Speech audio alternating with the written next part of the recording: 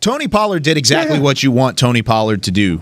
That's exactly what you brought him in to do. You want him to run every once in a while, then break a big play, right? His big play ability is what makes Tony Pollard special. What allows him to make those big plays, he's done it with Zeke throughout his career. I mean, Zeke is the one that sets up the big play for Tony Pollard.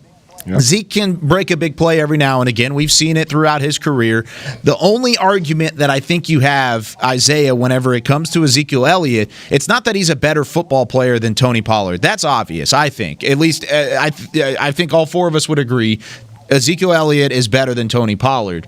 But whenever it comes to his contract is what tells him that he needs to be more elite and not just a runner. He needs to be elite behind no matter who's blocking for him. And that's where I think the frustration comes from Cowboys fans. And yes, we've talked about this before, and I feel like it's a broken record, but it's a debate that's going to continue into the offseason because there's decisions that have to be made around that contract and where that salary cap is going to be allocated. And Tony Pollard yesterday didn't really do a ton for my confidence in terms of how this team can fare without Ezekiel Elliott, because 11 carries for 29 yards before he broke the 40-yarder at the end of the game does not make me confident in this running game, no matter if it's Heckma Harrison and Rob Phillips blocking for Tony Pollard up front, or if it's the starting offensive line. You got to be able to run more efficiently than 11 for 29, and they finally broke one right at the end.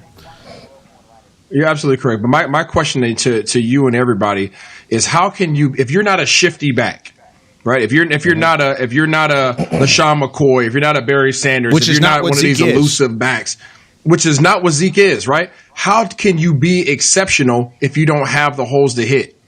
Right, if you take the fumbles out of Zeke's season this year, right? And that's what everybody's leaning on. Oh, he's fumbling the ball. You have bad games, okay? If you take the fumbles out, what do you expect him to do if there aren't any holes? He's not that type of back. And people are asking, well, why do you pay him all that money? Because he always falls forward, guys. He always falls forward, and he's a threat. He blocks really well when the teams decide to blitz. Right? I'm going to blitz a little bit more, just like we saw yesterday, right? The offensive line did a good job for the most part. He only got sacked twice, I think, Andy Dalton. But you blitz a little bit more when you know that Zeke's not back there to fill the gap on that linebacker or that safety coming through the hole. I'm going to send my guys a few more times because guess what? I might get home, right? But when I have Pollard back there or somebody else who's not as great as blocking, guess what? I'm going to send those guys. But when I see Zeke, it's just not worth it because we're probably not going to get home, right? So he helps you in the passing game in that regard. Maybe not necessarily in the form of receptions, but in terms of protection, he helps you. He helps Dak. He helps, Dalton. He helps all these guys. Whoever's in the doggone position of quarterback, he helps them. When it comes to running the ball, Zeke is going to fall forward. He's going to bust you in the mouth. It's no different than doggone Marshawn, my dog Marshawn.